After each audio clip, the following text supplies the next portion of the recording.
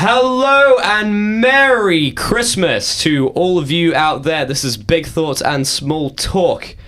I'm your host, Ilija Manovic, and that was Rocking Around the Christmas Tree by Lynn Anderson, one of my favorite Christmas tunes. So, it's the last show of term for Insanity Radio, 103.2 FM. And I'm a little bit sad now. It's been a long journey, a good experience. I've had a lot of great hosts throughout this term, and I'm finally joined in the studio by one of my very good friends. I don't know if I'm allowed to say fellow American. Am I allowed to say that? You are. I am. Yeah. But I'm not a citizen yet. Well, you are from the Anglosphere, so I naturally favor you, but as long as you claim Americanism to be your greatest loyalty, I accept you as an American and nothing less. My greatest loyalty to America. Yeah, okay, I'll go with that. Yeah. Why not? Hell yeah. Hoorah! So, Lewis, introduce yourself. Give us a bit of a bio on who you are, what you do. Alright, my name is Lewis Reese Springer IV. I am a fellow from the state of California, but not the beach part, the mountain part, and the part where nothing is really in a close driving distance. So I found that about America is that, you really, if you don't have a car, you are, you're out of luck. It's just impossible. Which is part of the, I don't have my license yet. I still need to get that. I failed my permit test and I never went back out of pride. And I figure, you know what? You don't need a license to own a horse. I don't think. That's true. I think you can just buy one. As long as you have like a barn and hay, and you ride it, that's all you need. That seems like a fun time to me, to be honest. Yeah, if you live in the Northeast, back in the old colonies before cars were a thing, you could probably find towns that would accommodate that. Yeah, my town's pretty small, and it actually, I live right next to a horse farm, like a horse sanctuary for abused horses, which I didn't know was a thing until I lived next to this farm and saw some, pretty desperate-looking horses. But, yeah, I don't have any, footpaths or sidewalks, as the Americans call them. Mm. Yeah. And I've almost forgot to mention, we are finally joined back in the studio by my producer and my friend, John Curran. John, say hello. I'm back. You hello. are back. Hello. And he looks very spooky today. He's got some eyeliner. Yes. What's the occasion? Give us the story of how this manifested. So, my friend, lovely Helen, was doing her makeup. And she said, "Let me do yours." And I said, and then she was poking my eye with this thing. She said, "Don't blink, don't blink, don't blink." Oh, what are you doing? Yeah, that's the thing. I've had to have makeup done on stage back in my old theatrical days, back in high school. And they say don't blink, but you have a pencil next to someone's eye, and you're expecting me not to blink. It's a natural human reflex, especially when you're messing with the eyelashes and all that. I don't know how women do it. You girls, you ladies out there, truly are the superior gender for having to deal with pencils in your eyes all day. Good job. That's a shout out from me to you. Lewis, have you ever had to have makeup done on you for any sort of situation? When I was 4 years old, I was a pirate for Halloween. Nice. Oh, there you go. And my sister drew a bunch of chest hair on my chest with a lead pencil. A lead pencil? Yeah. That must have been painful. It wasn't, well, I'm not gonna lie, I don't remember. You don't remember? Well, yeah, it was a while ago. Fair enough. All right, so talking about Christmas, our favourite, it is the most wonderful time of the year. At least it's sold that way to us. I don't care what people say. Oh, Christmas is over commercialized. It's all this. It's all that. I still love it. I love the season. I'm a winter boy myself. I I don't mind the summer, but I prefer, layering up and getting cozy and, enjoying and roaring open fire and marshmallows and, the company of good friends and family. And yeah, I mean, I when November comes and they start playing, the Christmas tunes in Tesco or Waitrose, I get hyped. I just can't stop. They're like, yeah, it's Christmas time this year. What about you boys? Well, first of all, I agree that it's a bit silly to say that Christmas has become overly commercialized, because if you don't like it, just don't do commercial things. Yeah. I mean, it won't be productive to just complain that it's too commercial when you could just do more meaningful things. But in the town I grew up in, I never had a white Christmas in my life. Oh, yeah, that's right. California boy. But we were only 40 minutes from the peak of the Sierra Nevadas. So, even though we didn't get snow, we were right on the cusp of it. And when I was little, we would always go to this place called the Strawberry Lodge. Oh. And eat chili. And my family would always bring our dogs. One year on the trip, my older sister's lab named Whiskey. That's a great name for a lab. I'm guessing it's a chocolate lab. Yeah. There we go. He got into the chili and he got very sick. So on the first day back to school, my older sister was actually it wasn't school. It was like a church school Bible. Yeah, Sunday school. Yeah. And they asked if they had any prayers for the group, and my sister said, I like to think that we could all pray for Whiskey. And I think about that every Christmas. Every Christmas. Yeah. Oh, man. I'll tell you what, one of my favourite Christmas traditions is Christmas Eve, watching a bunch of either very cheesy or, just classic Christmas films. My personal favourite Christmas film, which I watch every year on Christmas Eve, well, actually I have two. Elf and then Die Hard. It's a bit of a change of pace from Elf to Die Hard. You jump from family fun, Will Ferrell being a human elf hybrid that finds himself. If you've never seen Elf and you're listening to that description alone, you probably have a very different thought in your head than what the actual story is. And then Die Hard, which of course is Bruce Willis as John McClane. Classic action suspense film, and it also takes place during Christmas. It's more of a Christmas film than many other Christmas films, like It's a Wonderful Life, that doesn't take place on Christmas or around Christmas. Really? I've never actually seen It's a Wonderful Life, so it may be a different one. One of the classics. No, that's the one. I mean, I know the basic principle. It's the guy who's like suicidal, and he's like, because it was in the 1930s. I wish I was number Bond. See, I want to jump off this bridge because that's how you do it. And then there's a ghost or like a spirit who comes and like, I'll show you what it was like if you were never born. No, sorry, I'll show you what it was like if you were never born. See, look at all these miserable people. And then he's like, you know what? I'll live. And that's how everyone spoke back in 1930. Because of radio. Yeah. What we're doing now. I should talk a bit more like this on radio, since I'm a radio host. The bulletins just came in. 30 children died in an orphanage fire. So yeah, no, that's not true. It didn't happen. Fake news. You only get fake news on Big Thoughts and Small Talk. And on that, actually before, what's your favourite Christmas film? They're all so different, so I'm going to have to do two of a diverse variety. Love Actually and Die Hard. Love Actually and Die Hard. Okay, yeah. That's good. I do like Love Actually. Yeah. Johnny boy, what about you? If you don't like the ones that aren't about Christmas, you won't like this because it's actually March of the Penguins, the Morgan Freeman documentary. Yeah, I just watched that on Christmas.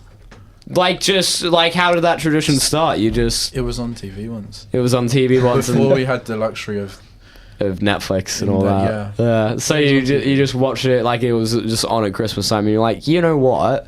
I'm gonna do this every year from now on until I die. Brilliant.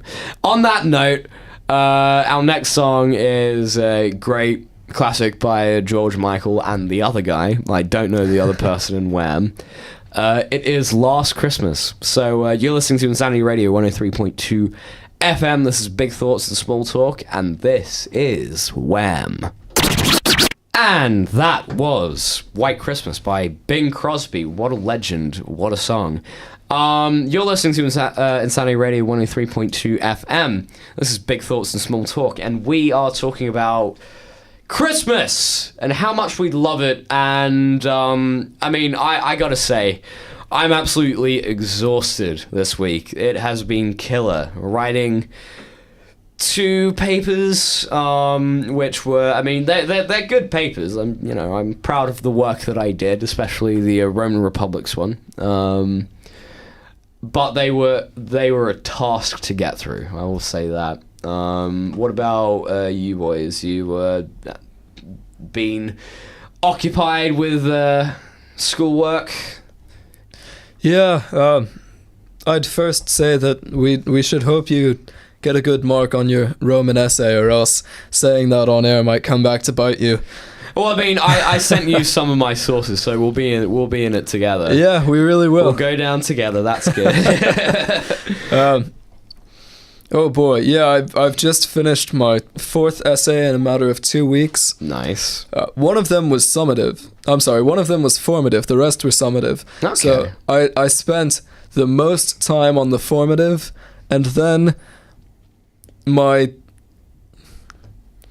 part of me stopped caring, part of me started caring more, and I just allowed that hurricane of motivation to push me into finishing 3 of them in about 7 days. Yep. I slept for maybe 7 hours throughout those 7 days, and then had a 19-hour nap. So that's pretty good. Yeah, it's been a roller coaster, ups and downs, but I am ready to go steady. Ready to go steady. Hell, yeah. John, what about you? You seem to be pretty, chipper. You've come out of this week on a more upbeat note. Yes. Yeah, I have. Well, I only had one essay this week. Okay. I had one last week. Both formative. And then this week, it was a timed one. So you spend... I see. It's self-timed, but I was like, I want to do this properly. Yeah, it's the first timed. So you spend 4 days reading, all for that 1 hour of getting it done. And then you do it, and you're like, oh. Not bad. Now let's try and put a handwritten essay on Turnitin. And it doesn't like that. How does it... do you have to, scan it and then... So I scanned it. It doesn't take PDF. Oh. It's being... Could you explain the phrase self-timed? I put a timer on. Right. And then put it on my phone. What's to keep you honest? To be honest,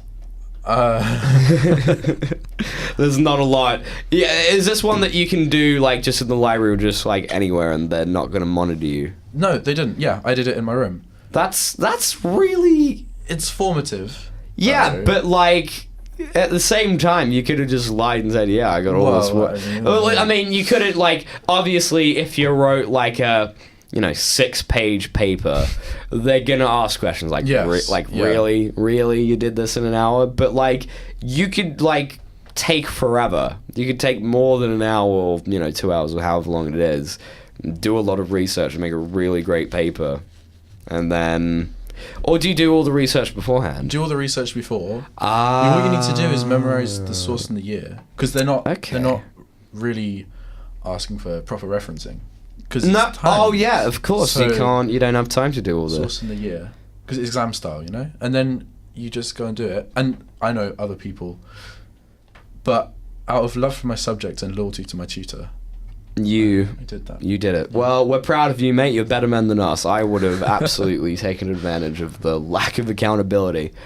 Yeah, and on that, I just can't wait to get home. It's been a long 12 weeks. Second year has dragged me through the dirt, shoved my face into the mud, and called me. It's not going to say that word, but I'm sure the listeners are smart enough to know what I mean. But I think I've ended it on a high note. I think I've done 2 really great essays. I had a good Thursday night. It's just been nice, and now I'm flying back tomorrow night to the US, and I get to see my dogs and also my family, of course. So it's gonna be good. It's gonna be a month of fun, except not really, because I have to do my personal essay. We have to do our personal essay. Yes, We're doing the same one, aren't we? Yes. So, have you decided what you're gonna do for your question or no? I have a vague idea. I can't say what my argument will be, but I feel comfortable saying that I'll be writing about Native American involvement with the American Civil War. Ooh, yeah, that's nice. I mean, I did for my first year assignment, and this is getting radically off topic from Christmas, but you know the rules of the show. It never really does stay on topic. I did a Native American research essay looking at Native Americans and how they're portrayed in the media and how they have been portrayed over the last 100 years. So I started off from the Buffalo Bills Wild West show. And how, essentially, I think it was Sitting Bull? Yeah. Sitting Bull and other Native Americans were basically just used as props. Sure, they had good relations with Buffalo Bill, but they weren't, exactly celebrated for, their uniqueness or their culture. It was just oh, wow, look at these engines. Isn't that something? And that was the case with everything. And then it sort of moved on to the sort of spaghetti western era of, them being the typical sort of bad guys, just people to shoot. Like orcs in Lord of the Rings, just meat for, violence, not really exploring their origins. But it changed during John Ford's last film, Cheyenne Autumn, which is a very good spaghetti western, and he sort of used that as his making up for sort of degrading them in all of his other films. He wanted to do a really very good one, but the most accurate representation of Native Americans and Native American culture that I saw, because I had to watch a lot of films, was actually from The Revenant, which came out 2-3 years ago with Leonardo, the one where Leonardo DiCaprio gets mauled by a bear, the big CGI bear. That was an awesome scene. But yeah, the Native Americans they're not villains, but they also don't treat them as what a lot of people treat them as these days, which is sort of like proto hippies. Just, not caring, yeah, totally, dude, yeah, I'm just a Native American, I'm chilling, relaxed, all that. It's totally not that. It's they're a sophisticated culture, they're prone to, war and peace like any other people, and it shows that throughout the film, and it's very good. Definitely recommend watching The Revenant. There's another really good one. I forget the name of the film, but it has Gene Kelly and Harrison Ford.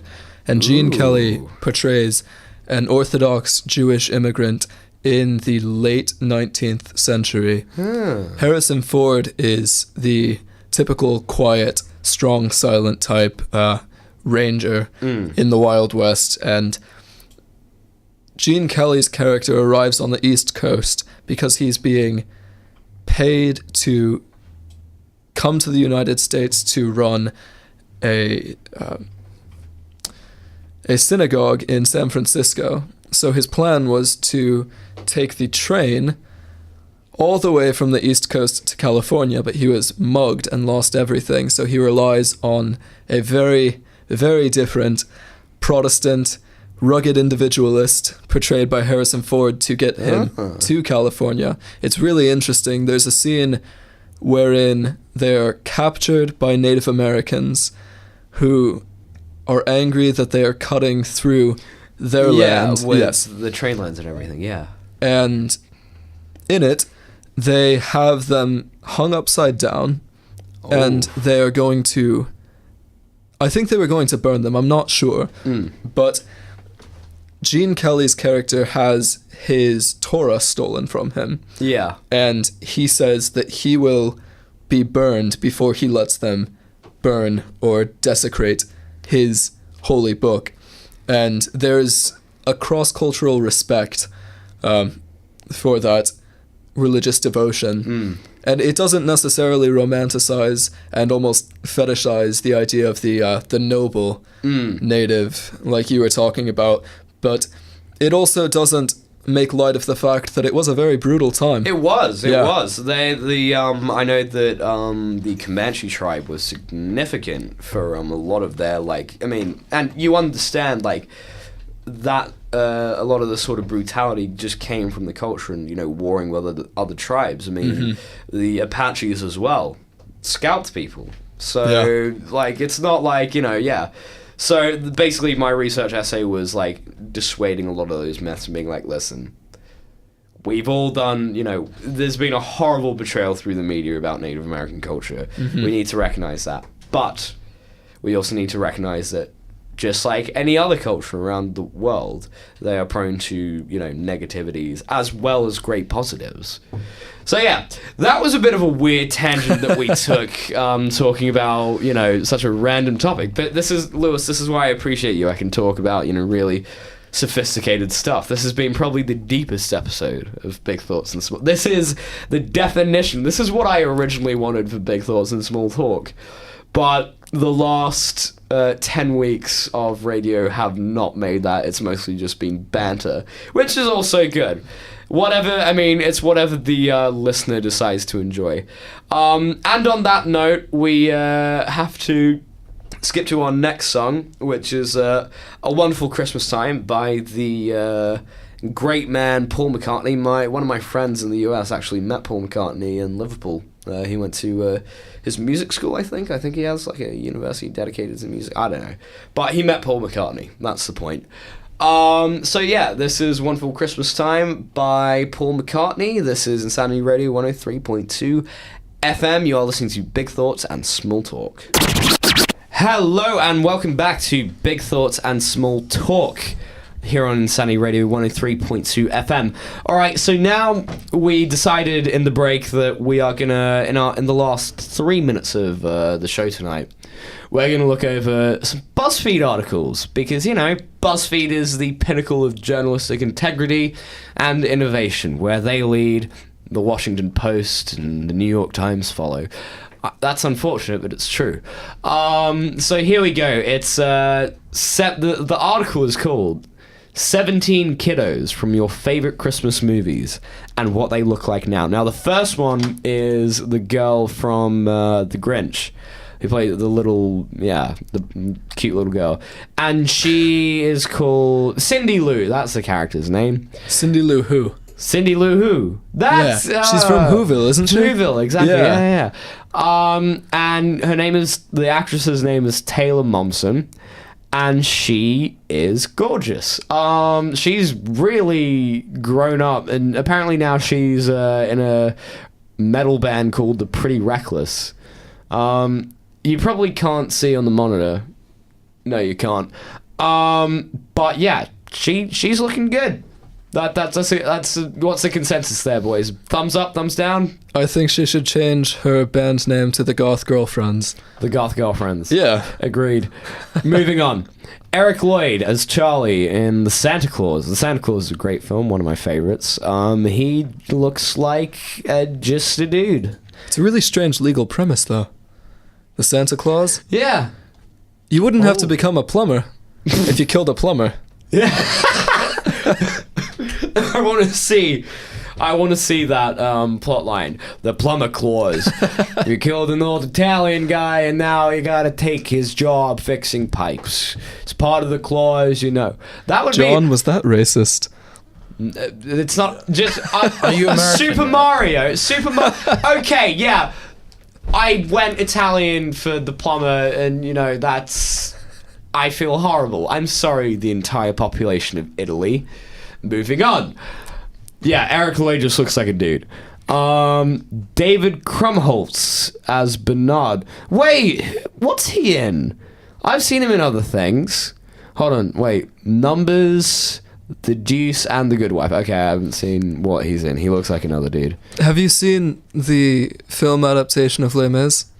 Yes. Who plays Jean Valjean? Hugh Jackman. Okay, think of a combination between Hugh Jackman in that film and Jake Johnson. That's who that guy looks like. That guy. Yeah. Okay, no, agreed. Daniel Tay as Michael from Elf. He just looks like another dude. He grew up. I want to see more. Oh, wow. Whoa, okay. Peter Billingsley as Ralphie in A Christmas Story. He does not look like he's significantly older than... When the films are a little older, it's a bit... Yeah. But, like, I don't know, that stare, he kind of looks like he's been on a bit of a bender. It's like, that was in A Christmas Story, remember that? He made a cameo in Elf, and probably nothing else. Thomas Brody sang as Sam from Love Actually. Oh, I mean, he's in Game of Thrones. Is he? Yeah, he plays something Reed, one of the Reed people. He brings Bran across the wall, and then he dies before they meet the Three-Eyed Raven. Before we get too far ahead of him, was David Krumholtz the one who, in the film where Jack Frost tries to industrialize and take over the North Pole, is David Krumholtz the one who shouts in front of everyone, "This man has a plastic tushy"? That's that guy. Bernard is one of the best characters in any Christmas sort of film run. All right, so we're gonna finish this up soon. Oh, Macaulay Culkin is Kevin McAllister in Home Alone. He looks like he's doing well. You know, do you guys follow Red Letter Media on YouTube? Doesn't he do a podcast? He does the podcast with Red Letter Media. He joined them like 2-3 months ago, just randomly. It's like, oh, now Macaulay Culkin's part of this sort of niche YouTube movie reviewing podcast, and he's doing really well. He's really great in it. I mean, he's had some tough years being a child star, from what I've heard, but good to see him doing well. Good to see him branching out. That's Leonard from The Big Bang Theory. That's a horrible show. All right, yeah, okay. So just oh wow, E-Thought. Right there. Okay, we're finishing it up tonight because we are slightly overrunning by a minute. But I just want to let everyone out there know that I want you to have a wonderful Christmas. I've certainly enjoyed my time here at Insanity Radio. I feel like this is my last show. It isn't. It's the last show for term. It's the last actual Insanity show for term during term time. This is a great honor. We're sending the university out. So I just want to say thank you very much, and I will see you guys in the new year. Have a Merry Christmas and a Happy New Year. Boys, do you want to say your farewells? Well, I just want to say that Macaulay Culkin had a bright future as a child.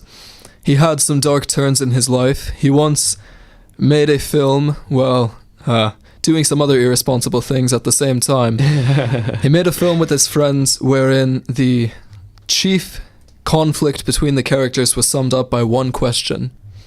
Why are you treating me like I work at a stop sign factory? The man had his downfalls, but now he has a successful podcast and he was featured in a Buzzfeed article. So even if you don't do too well on your essays this term, just remember, you could be Macaulay Culkin. You could have your own Buzzfeed article someday. There you go. Any listener. There you go. John, say your farewells, mate. I'm sad. You're sad? But I'm happy it's Christmas. Yeah, we're all happy.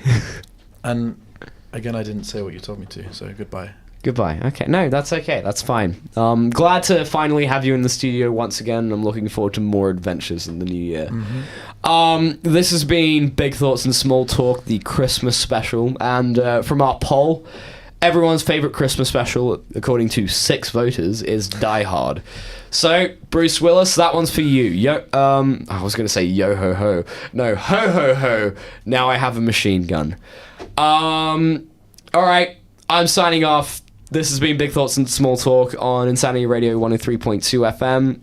And the next song is Santa Claus is Coming to Town by the Jackson 5. So, have a good night, everyone.